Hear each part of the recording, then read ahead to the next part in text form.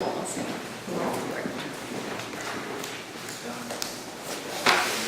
not a good sign when you're bringing boxes up. It's not a full box. Oh, okay. Partial box. It's a partial box. Partial box. It's only partially bad though.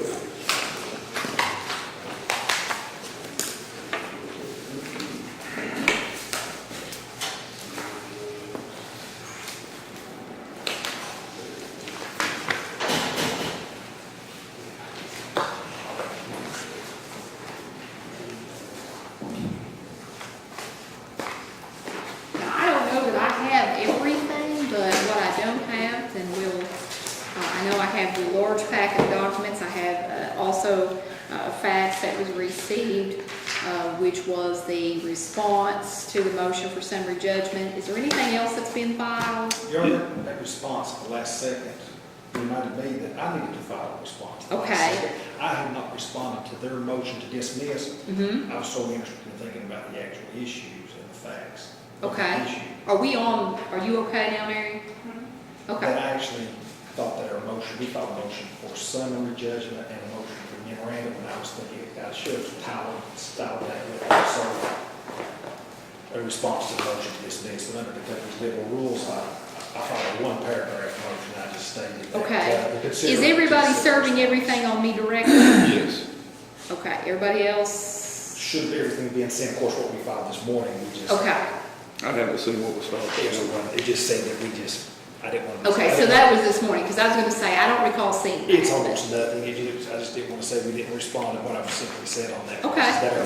That I want our motion for summary to be considered also a response, that's all, nothing new added. Okay, Just throwing it all into the wash. okay. Your Honor, do you have our motion to dismiss? Well, let's see. It should have been with that entire packet Yes, of I think information. it's in the back here. Okay. Yes. Yeah, I'm- 17 or 18 pages. Okay. Yeah. I saw the document, so I wanted to make sure they sent it. Yeah. Okay, so we have a motion to dismiss, and then we have, Motion for summary judgment. now, who filed the motion for summary judgment? That was Done on our behalf. Okay, was that sent to me as well? I believe we didn't mail it, hopefully, I didn't personally stick it in the mailbox. Okay. But with regular course, our. Okay, and I'll just double check to make sure if that just didn't get put in my, usually we try to start a file on any of the special judge cases and try to keep everything together, but did you see? That shows that we did mail that on the 15th day of August, Okay, so. okay, I'll double check that. I don't have that with me, but I'll I double just check. I don't actually walk and put them in the mailbox. Right, and that's fine. It very well could be. It very well could be. So I'll just double check that. It may just be waiting to be filed away in the file, so. Your Honor, I'd like Yes. to briefly address that motion. And before I do that, I need to give you some background. Okay. This matter deals with, and I'm sure, knowing how thorough you are, that you've probably read most of this material. This action involves a challenge to a commissioner versus magistrate form of government election that took place in November 2016. Members of the Pike County Fiscal Court through the County Attorney's Office chose to challenge the results of the election when about 11,565 residents of Pike County voted to change to a commissioner form of government in November 2016. The challenge was not filed until April of 2017. Mr. Hall, and we're going to go through, because I think we probably need a record in case this matter ends up in the Court of Appeals of Supreme Court on an expedited motion. They filed a motion for summary judgment that is pending before the court. And this will go back to one of the reasons that I think that this is a sham lawsuit. We filed yesterday a response to their motion for summary judgment, and I'll give you their motion for summary judgment.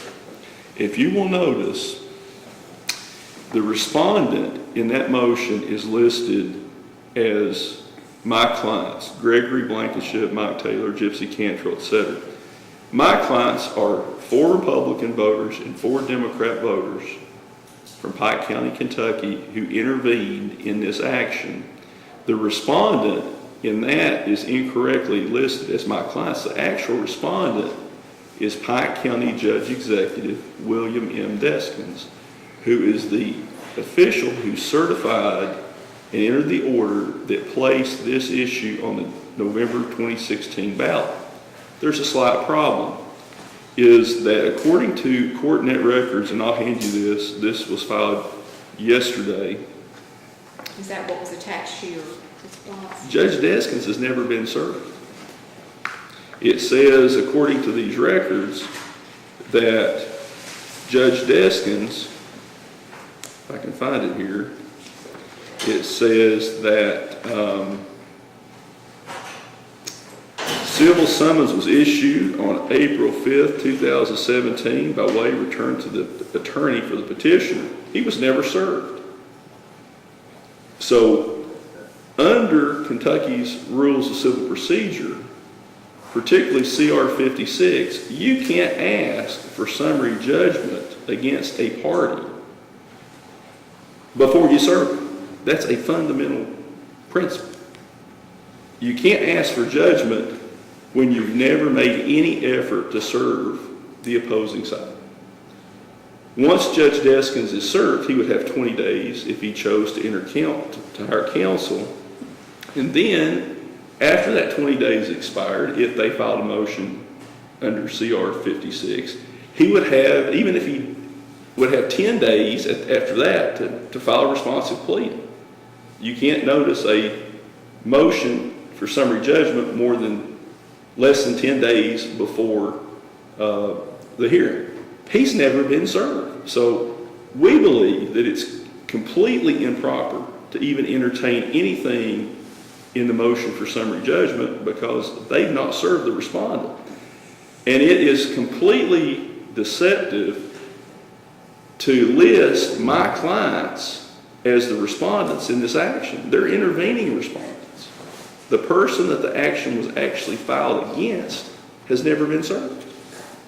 So while it may be subject to being dismissed because action we believe has no merits, you can't obtain summary judgment against the respondent, Judge Deskins, before he's ever been served. And the court records are dispositive of the fact that he's never been served. Let me ask, who represents the plaintiff? You represent the plaintiff? Yes, Your Honor. Okay. Do you have any information that indicates that he has in fact been served and there's not been an entry made in the court net to the case management system? Your Honor, we were so concentrated on getting a declaratory type ruling that we may have, in fact, there's been quite an interest into who is the parties, and that's what the cases are. In the election law for the contest for alcohol, they've clarified, the legislature has, that there's 5 people that represent the petitioners. In our case, we really couldn't figure out who to name, because we couldn't name 1,500 petitioners as a defendant, or how many ever people signed the petitions. So they're not an identifiable group. If this was a local election law, there's 5 people designated by law to represent the petitioners. We would have served those 5 people. We just didn't think it was possible to serve that many people. Mr. Hayes, my assistant, named the county judge executive, and But he's a named party. yeah. You did make the election to name him as a party. So obviously I would have to agree, unless you have some reason to believe he's been served and the entry in case management system is erroneous. Don't ever want to give excuses there. Our assistant county attorney that filed the petition originally, John Doug Hayes, was a former senator himself, had a tragic fall, and he's now paraplegic and returned to the fiscal court about a week ago in a wheelchair. So that's, I'm not going to blame him, but that is part of the reasons that we've got a little bit of a, I guess, But Judge, between April and when we filed our motion, even before Mr. Hayes was injured, there was never any effort to serve Judge Deskins. And this is going to go to why I argue that this is a sham lawsuit. The assistant county attorney, and I want to go through every one of these exhibits with you and explain it. The assistant county attorney that files this lawsuit sits at the court meetings, and you can see in the videos that we've attached as exhibits, he's the guy that sits right beside the judge. He could have had a deputy sheriff serve the judge at any time. The judge was never served. The respondent was never served. Now, they've had, and I mean, the court net records are available for everybody to see. May, June, July, August, 4 months that they've had to try to serve him. Now keep in mind, this is the county attorney's office who has instituted an action against the county judge, which raises some other issues. But the simple fact of the matter is the county attorney sits right beside the county judge at every fiscal court meeting. They have daily interaction. There's no reason they couldn't have served him.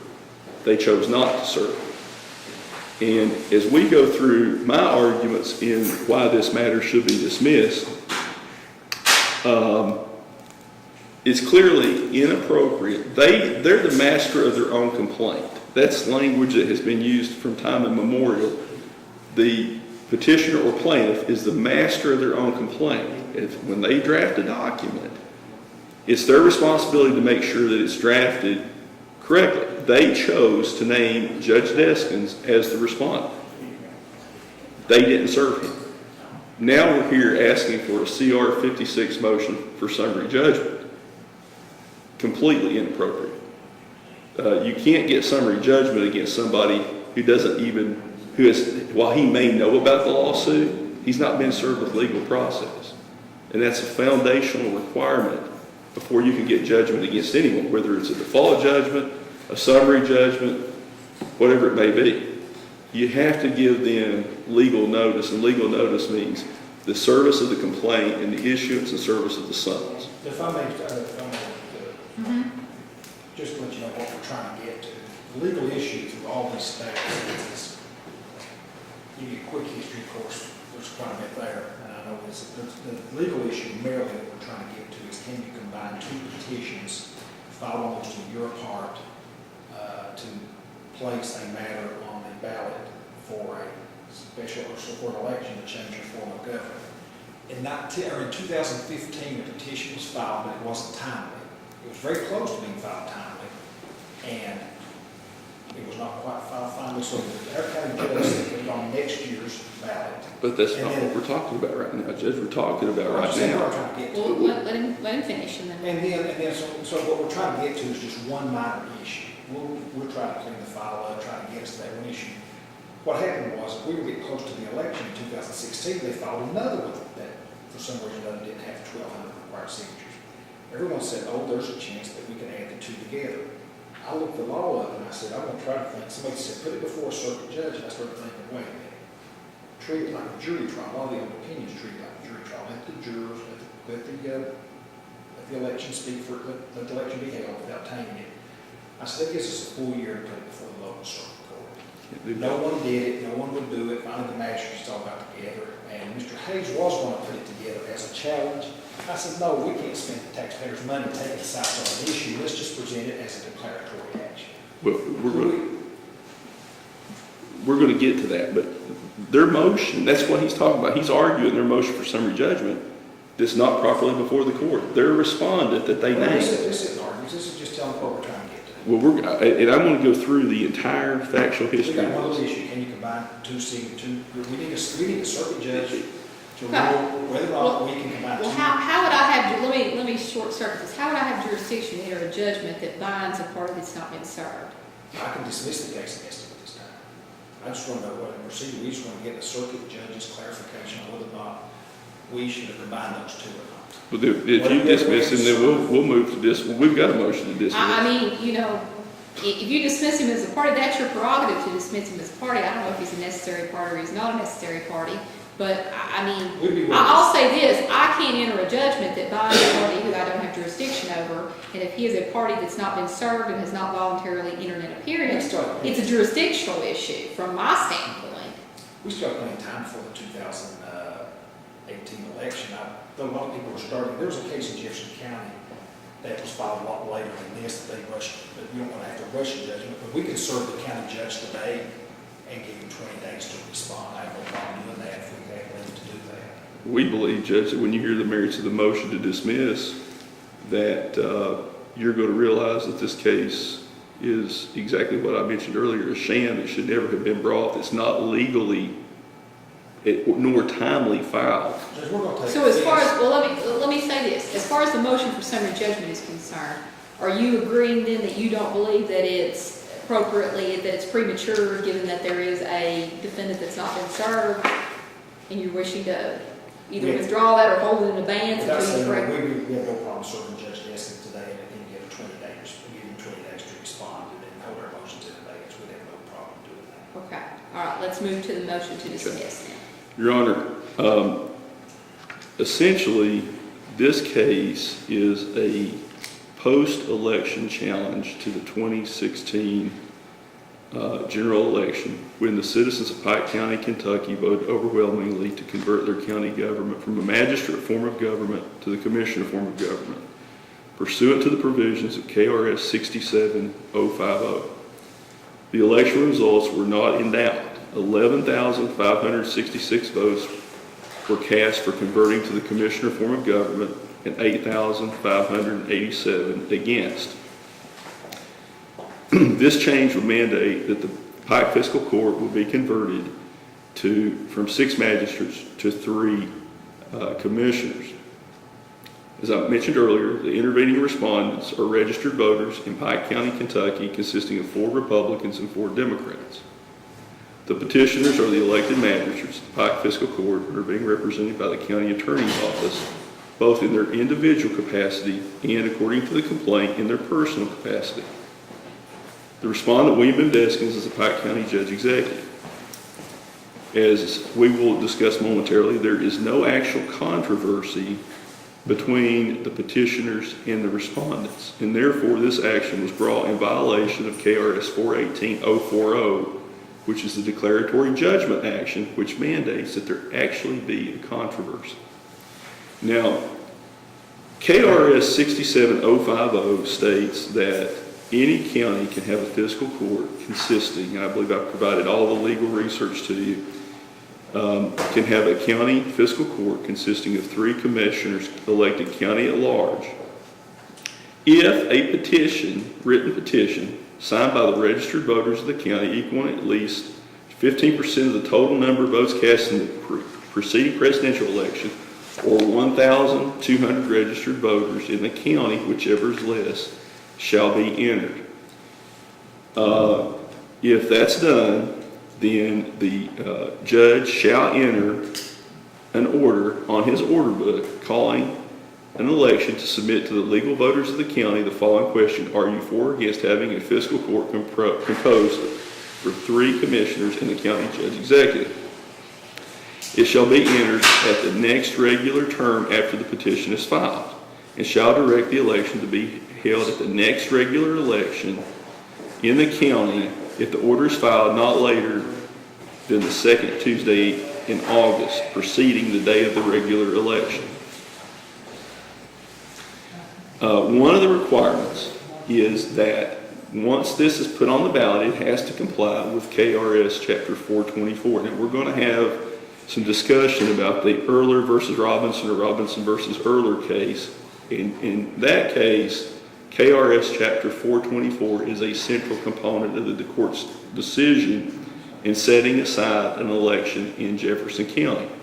KRS 424 requires that the election be advertised by printed handbills posted at 1 or more conspicuous places in each precinct in the county, and that it be advertised in the newspaper. Now, the reason that the election in the Robinson v. Erler case that we provided to you was set aside was because of the failure to comply with KRS Chapter 424. There's no allegation here with regard to that issue. In early August of 2015, a petition bearing over 1,500 signatures was submitted to Pike County Judge Executive William M. Deskins, the respondent in this action. We have provided to you both an order, I think it was Exhibit A, which is an audio recording of the County Attorney, Assistant County Attorney John Day and Judge Deskins, saying that they have rejected that petition because it was not timely submitted. Now, we have attached to you copies of the petition. Some of these signatures were done in 2015 and 2016. What Judge Deskins, and as you can see, they all bear essentially the same caption.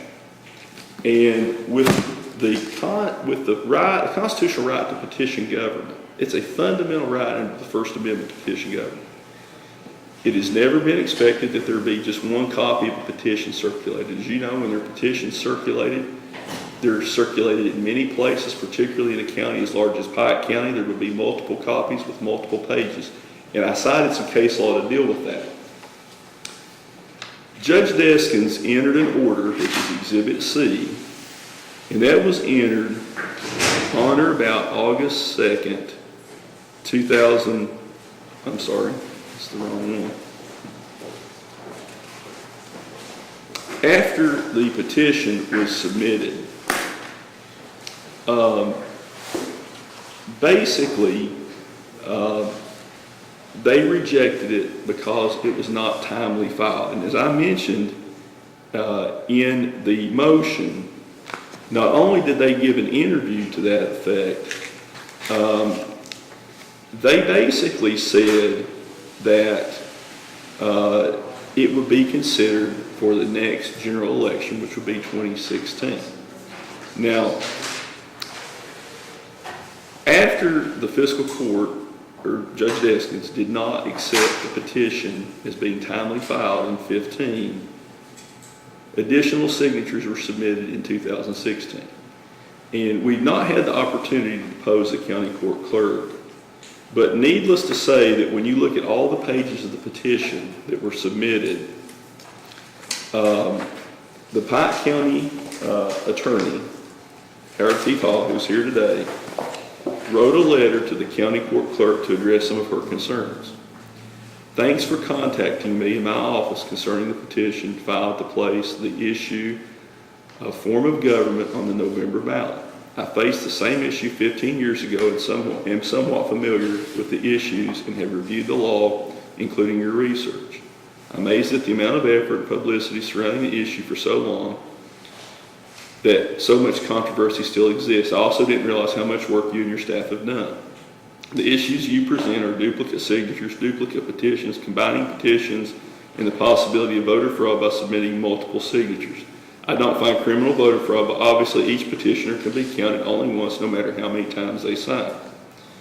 This is what his opinion. I recommend adding all the signatures together with petitions, and it appears that even after removing duplicate, deceased, non-resident, and other disqualifiers, that the issue should be placed on the November ballot. That's from the county attorney's office. Although there is attorney general case law on the issue which have not been entirely consistent, all the signatures were filed after the deadline for the November 15 election. Therefore, fairness would dictate that the massive amount of signatures of the combined petitions would amount to over 1,200, even applying strict qualifying rules. Now, this is a letter from the attorneys representing the petition. I advise you to certify the county judge's August 2nd, 2016 order today, as this would be the 5th business day after you receive the judge's order to do so. Now, what Clerk Taylor did when she looked at the petitions, she tried to look at them separately. And as you know, the court rejected the petitions that were submitted in August of 2015. And she came up in her letter, which is attached here to as Exhibit D, I think it's D, she says that we needed 1,200, but there's only 1,180. But here's what she did. And if you look at this, she rejected people who signed it who didn't put their address. The petition, the statute, KRS 67050, says nothing about the fact that the people have to put their physical address. It only says they have to be registered voters of the county. Now, if you look at the law regarding local option elections, let's say that, that the West Liberty precinct wanted to have a local option election. Then there was a petition circulated. Clearly, you would need the signature, the addresses to make sure that people live in the precinct where they were going to have a local option election. In the situation with what Clerk Taylor did is she excluded people simply because they didn't have a physical address. And we believe that the method that she went by was not dictated by law, and it was basically her subjective decision. And it says, I have consulted with and received instructions from our county attorney. His standing on this issue urges me to certify 1,200 registered voters based on the combination of the two petitions. Now, if you look at the petitions, they're all calling for the same thing. Now, if you look at this document, you could argue that there's thousands this is probably what, Judge, 700 pages of documents. Well, you could argue that that's 600 or 700 petitions, because we don't know where each one was signed. We don't know that they were all not signed in different places, but they all call for the same thing, a public referendum on whether Pike County would be represented by magistrates representing 6 districts or commissioners representing 3. Now, as noted in Clerk Taylor's letter, she comes up that the original documents submitted in 2015 were 20 short. She's not been deposed. That's basically her word. The methodology that she used, we believe, was inaccurate, because if you look at her letter here,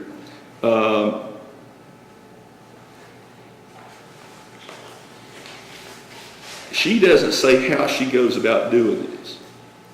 Nevertheless, her letter concludes that there were 2,068 registered voters that signed the pages of this petition calling for a vote on the magistrate versus commissioner form of government.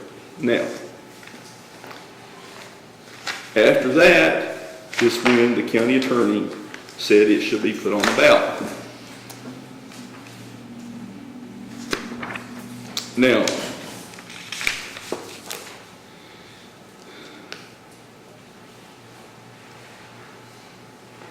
when the matter went before the voters in November 2016, by a margin of 2,979 votes, the voters of Pike County elected to change from the magistrate form of government to the commissioner form of government.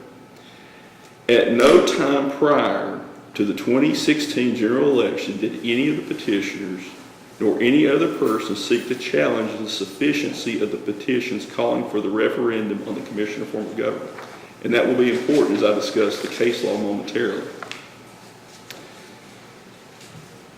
After the original petition was submitted, the signatures on the petition could have been challenged. After Judge Deskins, in August of 2016, ordered this matter placed on the November ballot, it's obvious that the members of the fiscal court were aware of this issue. It was all over the press. They were at the fiscal court meetings.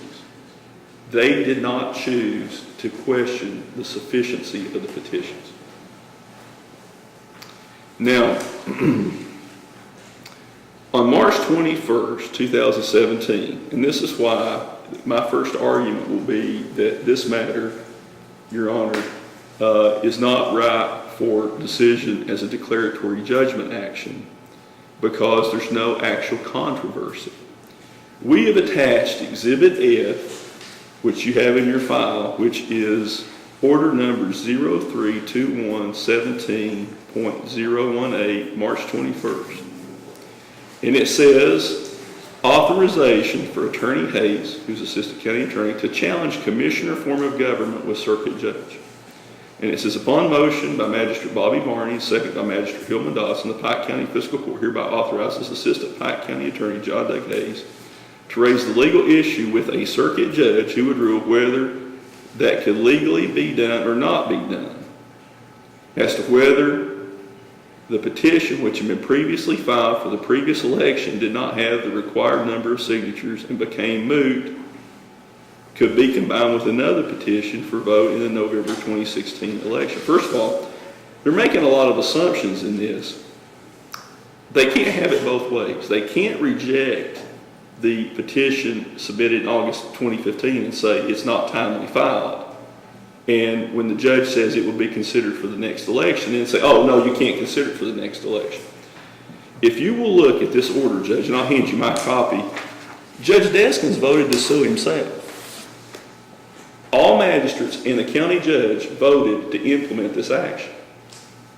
Now, if I had not agreed to represent the 8 Pike County voters that intervened in this action,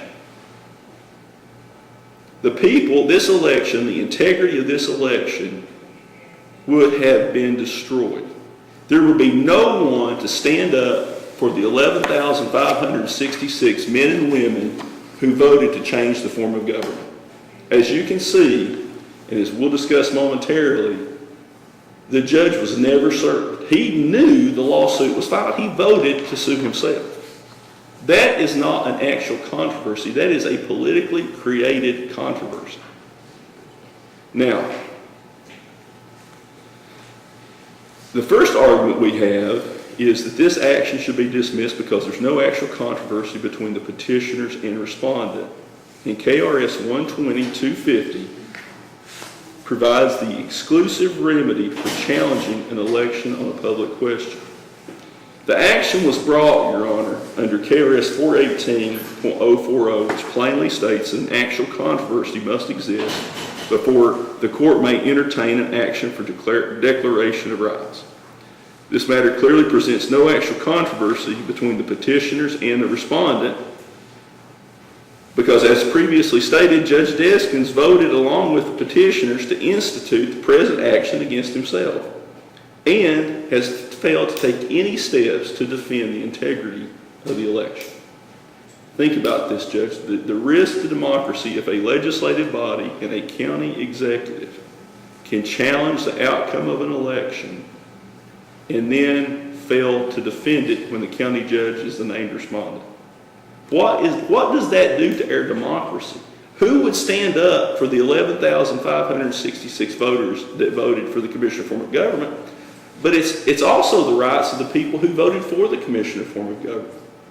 And this issue, Your Honor, is not about whether the Commission of Form of Government or Magistrate Form of Government is better. It's about whether the sanctity of our election process should be protected. It's about maintaining the integrity of our democracy.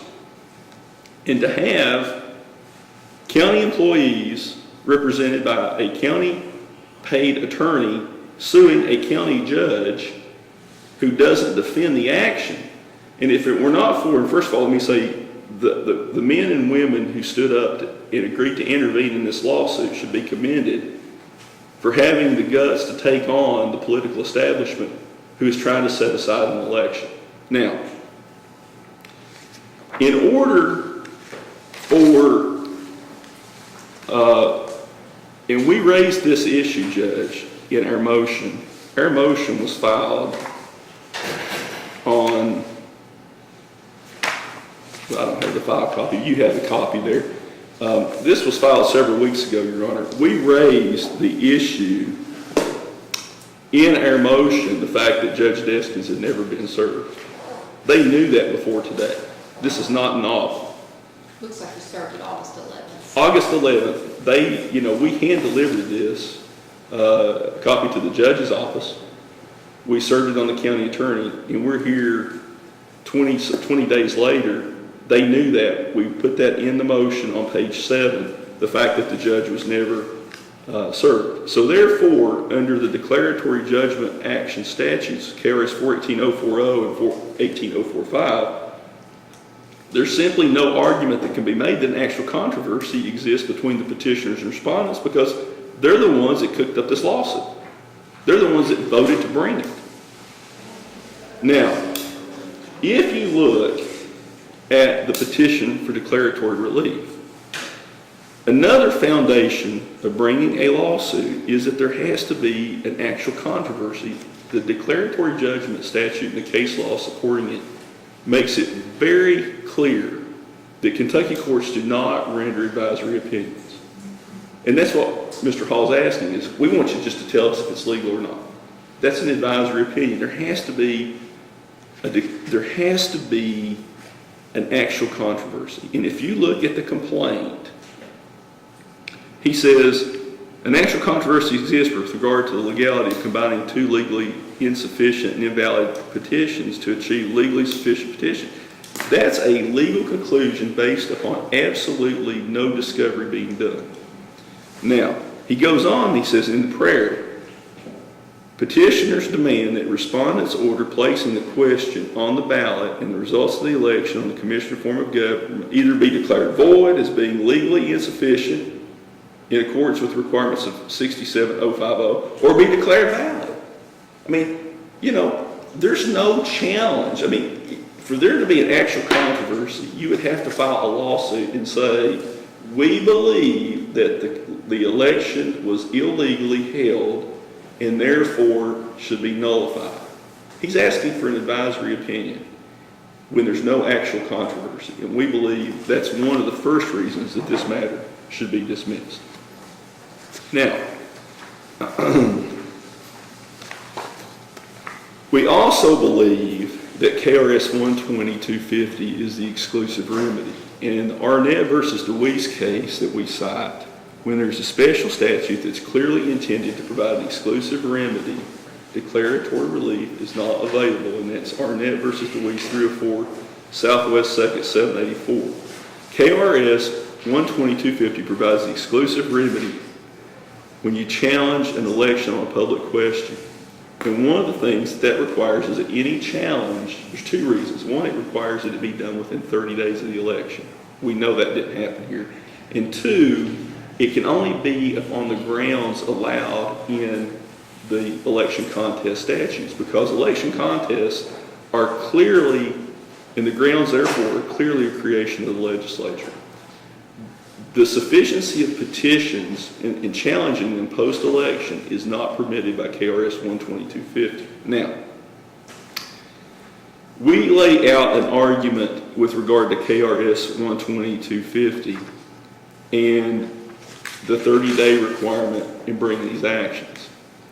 And I note that Kentucky courts have long held that an election contest is a purely statutory proceeding, special and summary in nature. The courts have held that it is solely within the power of the legislature to prescribe by whom and under what conditions a contest may be maintained, and I cite the city of Pike versus Pike County.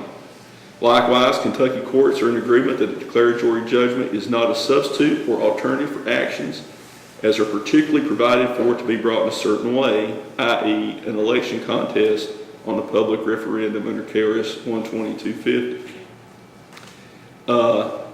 And I cite, Your Honor, the Pikeville case, and this is very important. This is Pikeville versus Pike County, 297 Southwest 3rd, 47. Kentucky Appellate 2009, citing Payne v. Blanton, 332 Southwest 2nd at 438 at 440. A declaratory judgment action cannot be brought in the absence of an allegation that the election was void. And if you look at this petition, there is absolutely no allegation contained in this petition that the election was void. I mean, that is plain boilerplate law, and this is a case that came right out of Pike County. The complaint, they are the master of their own complaint. They chose to name Judge Deskins, they don't serve him. And if you look at the prayer for relief, it says that they're asking for petition again. They demand as follows: the respondent's order placing the question on the ballot and the results of the election on the question of commissioner form of government either be declared void as being legally insufficient or be declared valid. Under the Pikeville versus Pike County case, a declaratory judgment action cannot lie unless the declaratory judgment action specifically says that the election was void. Now, there's a reason they didn't do that. These are politicians. They didn't want to come up and say that the election was void. We're asking you for an advisory opinion. You just tell us whether it's legal or not. They didn't put in the complaint that the election was void. That mandates that this suit be dismissed because there's no actual controversy. Now, if you go on through here,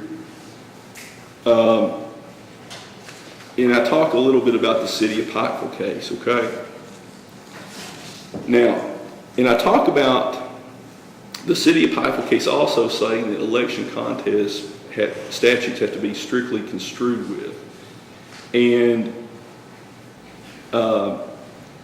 we cite the case of Watts v. Glover, holding that election contests must be prosecuted through the provided remedy for the purpose if there is one, and if not, the election's final.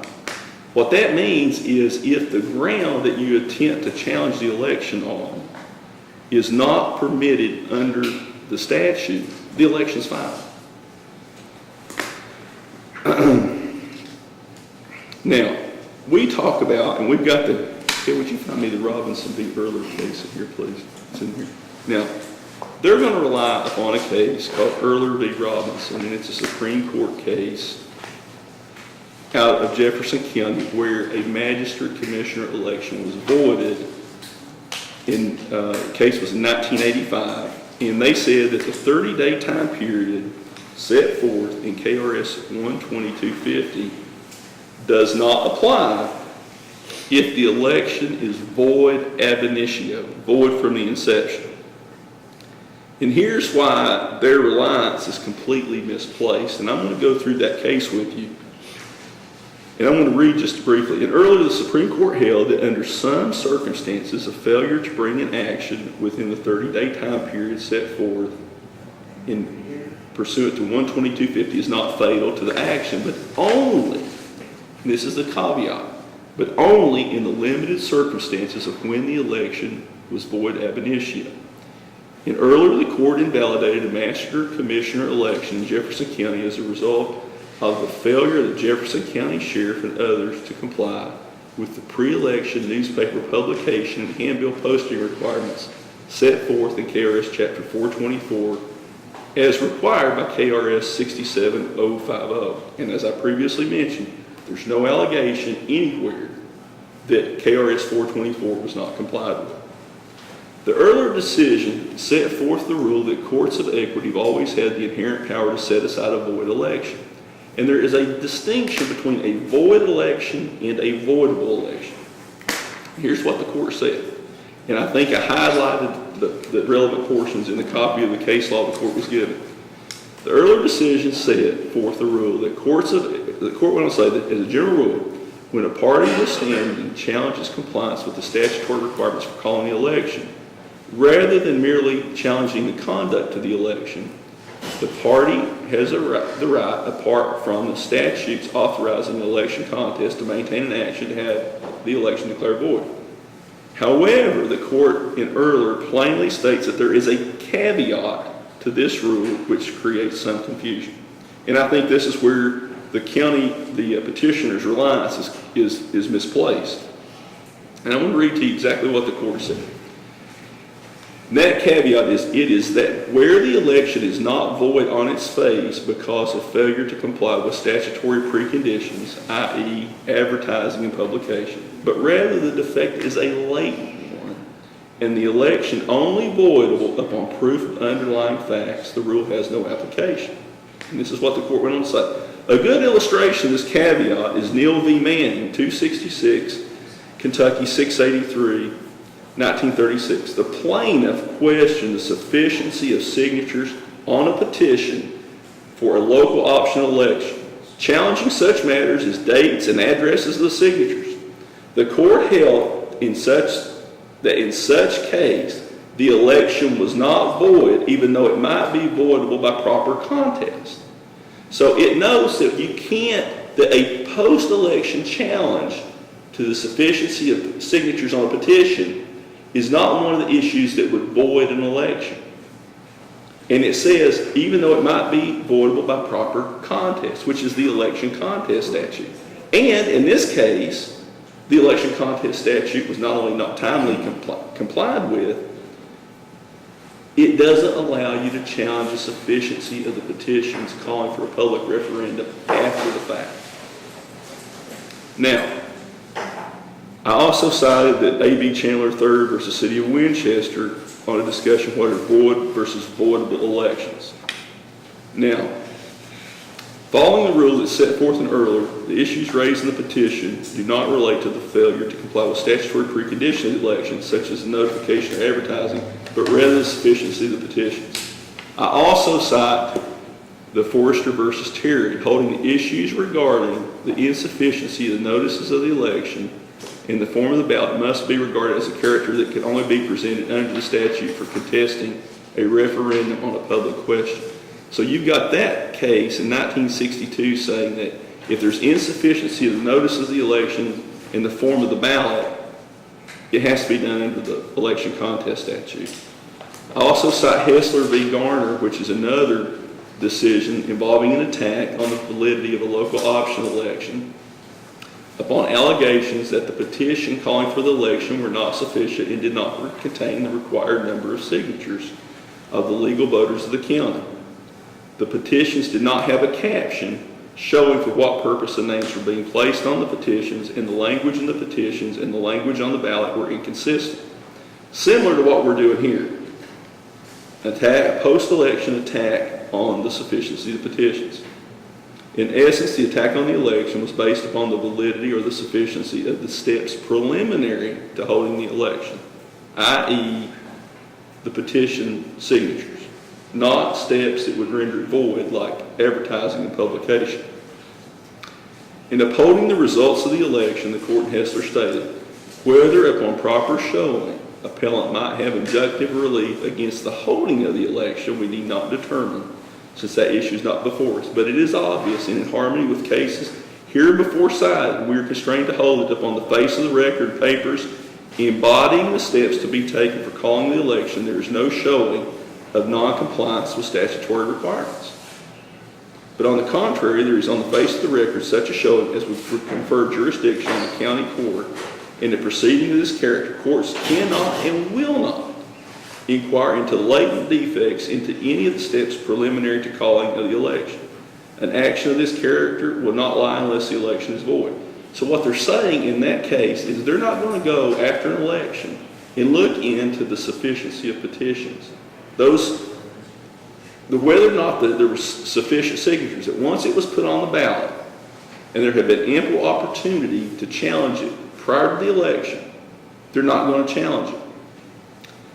Another case that requires dismissal is Neal v. Manning that I mentioned. In Neal, the plaintiff challenged the signatures on a petition calling for a local option election. It was claimed that the petition had insufficient signatures, did not give post office addresses and dates of signing, and were signed on blank pages without a caption, were not dated by a signer but rather someone else, and the addresses were subscribed by someone else. The court held the petition failed to show that there was not at least a prima facie sufficient to authorize the calling of the election. Well, here you have the county attorney saying it should be put on the ballot. You have the county clerk saying the petitions had 2,068 signatures, and the county judge executive issued an order in August 2nd, 2016, saying it should be put on the ballot. It goes right along with what Neal says. The court stated the election was not void, even though it might be voidable by proper contest. The court went on to state that whereas here it is sought after the election, this is real important, Judge, that I don't know if they've even looked at this, whereas here it is sought after the election to destroy the effect of the petitions, therefore, fair on their faces, through attacking the validity of the signatures, the statutory method of contest is exclusive. And that is still good law as I stand here before you today. And that would be 12250, which requires any challenge to comply with a 30-day requirement and to be within one of the grounds that are permitted under the statute. And our legislature, for whatever reason, has not allowed under that statute a ground for challenging the sufficiency of signatures on a petition. Now, there's another case that I want to just briefly talk to you about. I'm going to ask that it be brief. I'm sorry. I'm We've sorry. got a criminal docket that we're already 20 minutes behind on, so. If you look at the case that I cite, it's Carey versus Simpson, and it is still good law. It was decided by Kentucky's highest court in 1931. In rejecting a post-election challenge to the sufficiency of the petition calling for a public referendum, the court in Carey stated, the rule of the cited case is in text super and the one that we have hereinafore adopted, denying the right of one to collaterally nullify an election of this character because of latent defects and irregularities in The proceeding before the officer whose duty was to call the election is not only supported by excellent authority, but is in conformity with the general principle that officials are presumed to discharge their duty, is also in conformity with the rule that judgments and judicial, quasi-judicial findings will conclusively be presumed to be correct in cases and under circumstances of the nature presented, and which is true although there is no remedy provided by a contest of such an election. Okay? They note that you can't do that. Here's what it says. After the calling of an election, and at any time between then and the spreading of the results thereof on the records of the county court, the courts are open to him, wherein he may file his appropriate action against the proper parties, and if he manifests sufficient facts, he may procure an injunction preventing subsequent steps from being taken, or prevent in that way the holding of an election. So, as the court has said, latent defects would be the signatures on the petition. And the Carey case specifically says the only remedy that you have is if you have questions about the sufficiency of the signatures on the petition is a pre-election challenge. And that was not done here. They had from August to November to challenge the sufficiency of the petitions. They wait till after the election is held. Then they wait another nearly 5 months to challenge it. And for the reasons we've laid out, the case law we believe is abundantly clear that this matter should be dismissed and that the will of the people of Pike County be upheld. Thank you, Ron. The case is much more simple than what he's going through. Usually when you go that long, you try to convince yourself. The 30-day rule that we're talking about only applies when the election is wrong. This election is perfect, everything's done correctly. So 30 days is out, you'll see that in opinions.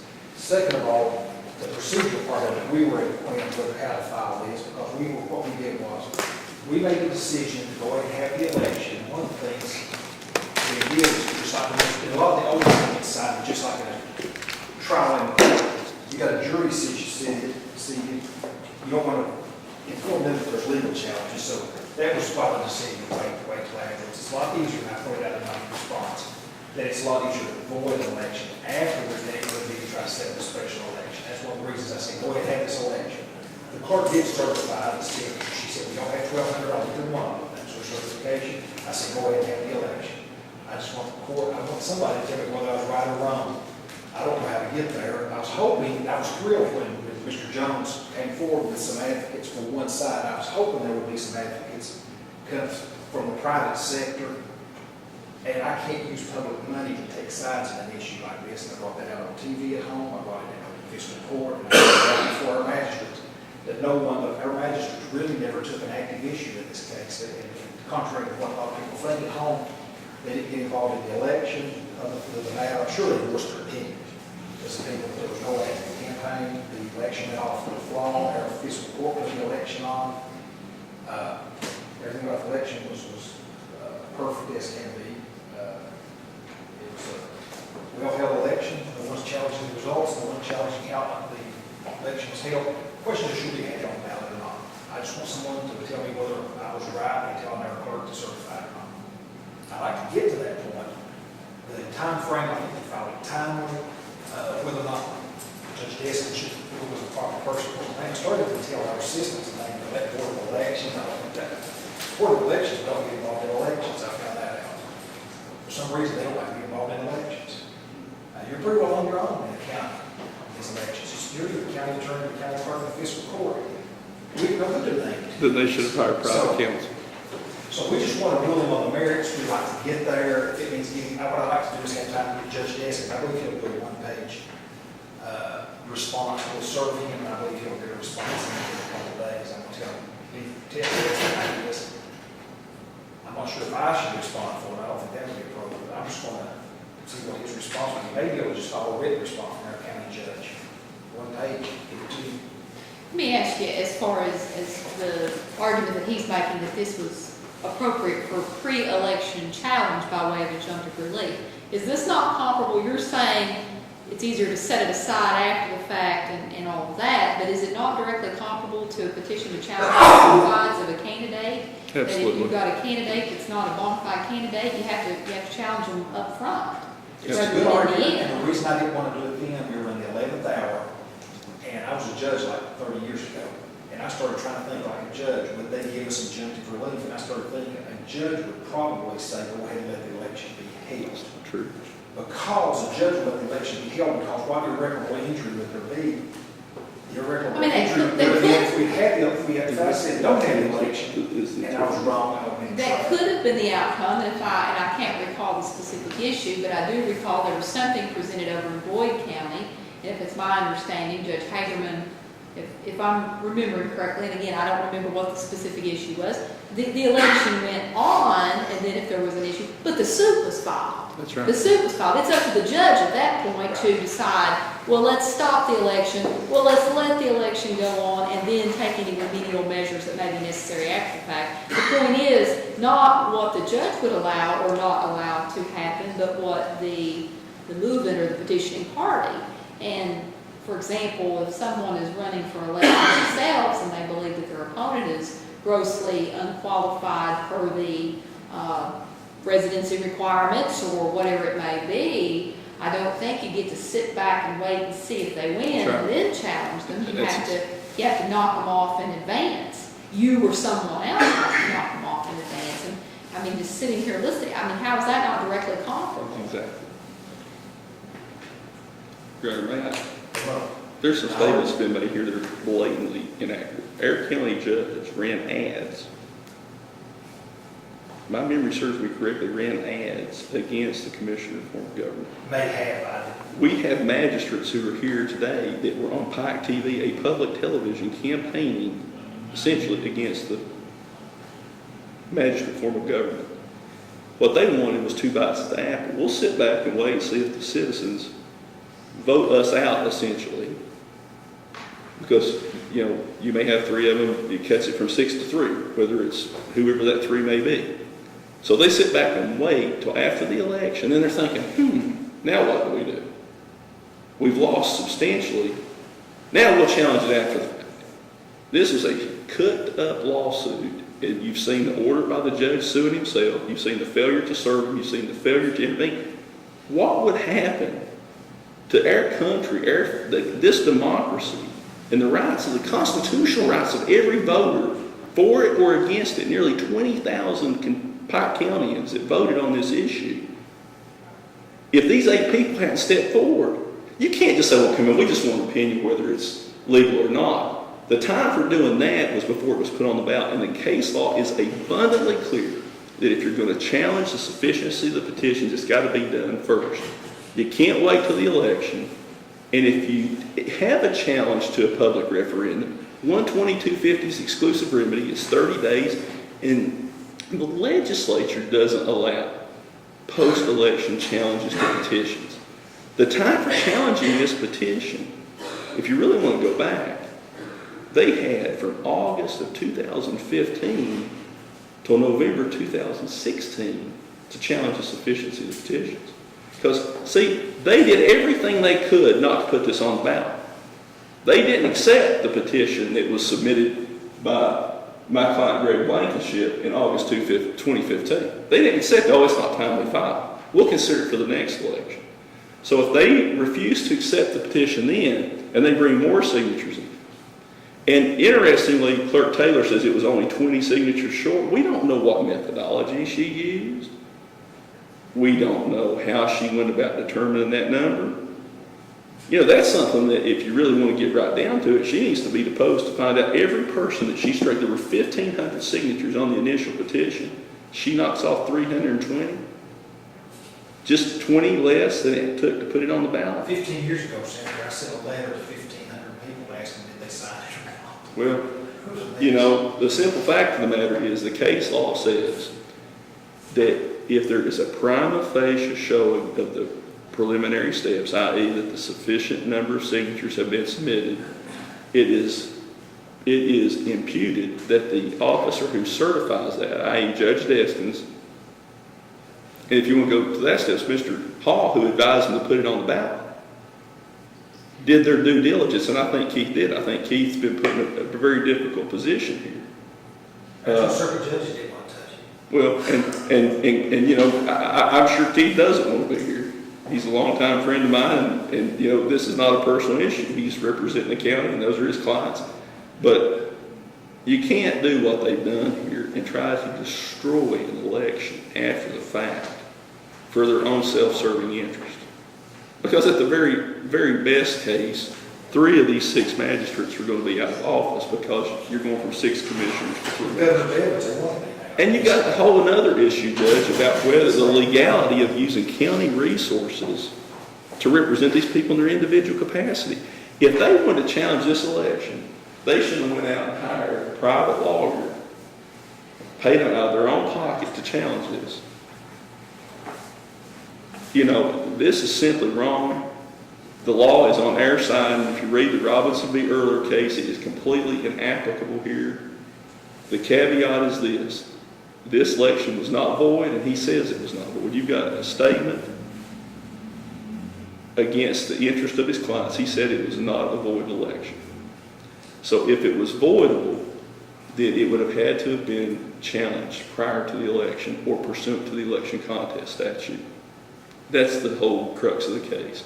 It should be dismissed immediately so the people of Pike County we've already got people who have filed letters of intent to run for county commission. The county fiscal court has already published districts for these 3 commission districts.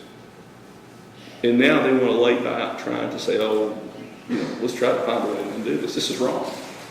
And I like all these guys, these magistrates, many of them are my friends. I like them all. This is wrong. And if you can set aside an election on these grounds this long after an election, when they had ample opportunity to challenge the sufficiency of the petition, when there's been absolutely zero discovery done as to whether the first petition had the requisite number of signatures. And the case law that I cited talks about the nature of petitions. Now, can you imagine trying to circulate a petition in your judicial district, 3 counties? I mean, it's not going to be one copy of documents, it's going to be multiple pages. So let me just be clear so that I'm clear on the facts, and I'll go back and confirm this, but in the event that it's not on limit. On the petition submitted in 2015, the county clerk found, A, that it was untimely, but also... The county judge said it was untimely. Okay. Did the county clerks find that it had a deficient number of signatures, however? Had 20 less, Okay. but nobody's ever questioned her or deposed her. It was see, here's this, I'm glad you said that. The petition was never rejected. Okay. And there's case law that we cite that says that it is up, the county court has the authority. Here's my motion, Kevin. Yeah, the facts are not really steep, or not really. Give me that motion. We cited a The case. facts are really like to get a legal. We cited a case, Judge, and it's in there. It says, let me find it real quick. Yeah, I'm just worried a little bit about our time frame. Would it be improper for us to get together before we leave town today, to meet with the judge about the time schedule? I mean, I don't know if that would be proper. I mean, she's going to. What do you mean, is the time for a ruling? No, just as far as following our time schedules, as far as filing claims, getting it done in certain time frames. Because Ray pointed out a good point. We've got people filing for stuff. I cited a case, and if it's not in here, I think we did cite it, that it is up to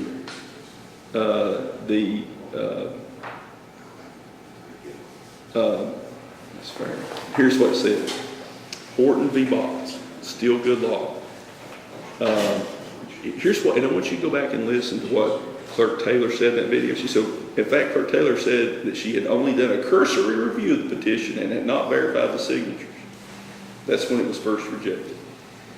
The reason that this is important is that binding Kentucky legal authority plainly states that a county court, i.e. the county judge, has the power to allow supplemental petitions to be filed. That's Horton v. Botts, 164 Southwest 352. The reason a lot of states were But making then, without any question, with the 2016 petition, then you were over the threshold. Well over the Even if the threshold. clerk disallowed some, That's right. according to whatever reason she disallowed, with the 2016, you were over the That's threshold. right, and it was the judge's authority to accept supplemental petitions. See, they didn't accept it. They said it's not timely. So it was, as I understand it, it was all resubmitted. We can put evidence on here. The whole petition was resubmitted because they didn't accept it in 2015 as being timely. It was resubmitted in 2016 because the petition, and we gave them to you, they all have the same caption. So the court can't have it both ways. So it was resubmitted with the 2015 signatures And 2016. that's right. And you agree with that factual scenario there? Say that one time. It was resubmitted with both the 2015 and 2016 signatures. I believe that's part, yeah. Well, there was an argument made to add the two together. Yeah, and you agree, you said yes. That was your Based position. upon Attorney General's opinions, I've read and Yeah, said. I mean, he researched it and said it should be added together. To keep from there being, one of my main reasons was I didn't want to play the same. Let me say this, okay? I'm going to consider what you've said here today. I'm going to go back over everything once again. If I find that there are any questions that haven't been answered, then I may want to schedule some supplemental argument on it. But at this point, whatever you're planning on doing as far as getting the service of the judge executive, then that's up to you. I certainly am not going to be ruling on it today because I want to go back over and look at all of these cases independently. And so I will be doing that. But if I do find that there are any questions that I don't think have been addressed here today, then I may want to schedule something supplemental, even if we did that telephonically and/or held it either here in Carter County or wherever. But I think certainly I have a good understanding of what the arguments are. And so that I'm clear, there is a one-page response that you have filed today, correct? And we've not seen that. It's nothing. Okay. I'm just making sure that I have all, where I don't have access to a court When I said file. there's nothing, I just meant that I wanted anything we filed at this point to be considered our response. Okay. Generally, just a general. Judge, let me leave you with this. There's a clear question about the methodology that Clerk Taylor used in reducing the 1,500 signatures to 1,180, right under the 1,200. But when they rejected it, Judge Deskins was free under Horton v. Botts to accept supplemental signatures. There has been no proof taken, no depositions of Clerk Taylor to find out how. I mean, we don't know that Clerk Taylor acted properly in that. We don't know that she didn't act properly. We don't know. Those are conclusory allegations. But what we do know is that if you combine the two, they're way over 2,068, and Horton v. Botts gives the person that ordered the election, Judge Deskins, the permission, ability to do that. That's still good law. Now, if there's anything that needs to be developed factually, then we need to be able to do those depositions rather quickly. We have prepared an order to tender to the court dismissing this. Well, I mean, based upon your arguments are arguments of the law. So if the court finds that your arguments are correct, then that would be dispositive as argument of law. I mean, the basic fundamental facts you all stipulated to. Yeah, The question then becomes, is it appropriate to, if I find, okay, no, it should not be dismissed, and there's a legitimate question as to whether or not the petition should be combined or could have been combined, then discovery as far as the rejection of the signatures would become relevant. Your Honor, let me say this, and something that, and again, this record is going to be potentially for the Supreme Court. The other side has not presented a single case to rebut a single case that I've cited to you. The law is clear. This matter should be dismissed, and it should be dismissed quickly so we can get on with these elections and all. Okay. I ask one question. Yes. If you review the file, you think they're right on the merits, and I've seen this before, the court, and I've seen this happen in appellate decisions, simply jump through all the procedure, who was served where, and get an opinion based on after I get that, I want to get a one-page response from the county judge that he has no interest or. Well, I mean, I think the appropriate thing would be for you to serve him, and then whether he goes and gets counsel, I don't think you can represent it. I don't want to go into 20 days. I mean, there's a huge issue about whether the county attorney's office that provides legal advice to the county judge can sue the county judge. I mean, let me say this, if I dismiss the action, whether or not a defendant has been served or not is not an issue. Before I can enter any judgment that would bind a defendant, if I were to enter a judgment saying one thing or the other, then I can't do that without someone being served that's a named defendant. But if I do an outright dismissal of the action, I'm dismissing at the request of the intervening party to dismiss the action of the plaintiff. So the service of the defendant is, it's not an effective, or it's not an issue that's really going to preclude one way or the other. But again, I can't issue something that would be directed toward a defendant to take action or not take action without them being served. So, I mean, the arguments as presented to me are arguments as a matter of law, not factual arguments. It's a matter of law whether or not it should have been filed as a deck action, whether it should have been filed as an election contest, could it have been filed as an election contest, should it have been filed pre-election through injunctive relief. Those are all questions of law, not questions of fact. My point is this: if I find that it should not be dismissed on these questions of law, then discovery may be warranted in terms of how she counted the signatures. If the question then becomes, okay, should the petitions then combine? Was the first one properly rejected? Did it require the combination to get to the threshold? So then I think at that point there would be some discovery warranted on how the signatures were cast aside or accepted by the county clerk with regard to the 2015 petition. Sounds like you studied this harder than we have. Well, again, they've presented no law that says it shouldn't be dismissed. Well, we'll take a look. All right,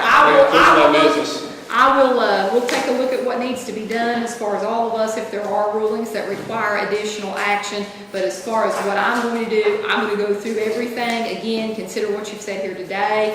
If I do dismiss the action, then obviously I don't do anything, there would be an opinion. I would just sign this. I don't do anything just like this. I like to make it appropriate for appellate review. And so if I do dismiss it, I will prepare an opinion. If I don't dismiss it, I'll prepare an opinion. Either way, you'll know what my thoughts are and what needs to be done. Did you want the legislature to make a statute in